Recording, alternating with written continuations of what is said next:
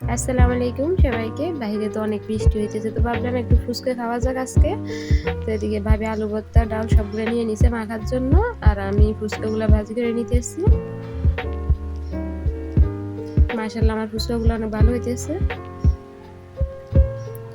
এদিকে ভাবির ডাউলের ভর্তা মাখামাখি হয়ে গেছে, এখন তেঁতুলের টকটা করতেছে, আর আমি এদিকে কিছু মরিচ ভাজা করে নিতেছি।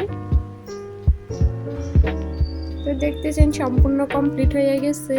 উফ, কি লোভনীয়, তাই না? তা একটু খেয়ে দেখা যাক।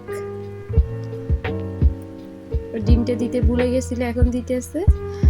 কাইফে বলতেছে ও অনেক টেস্টি। এখন আমি বলতেছি আমার একটা দাও ভাবি, তো ভাবি আমার একটা দিতেছে।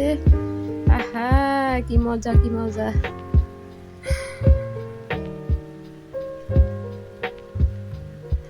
আমি খাই দেখবো, দেখেন কি সুন্দর হয়েছে।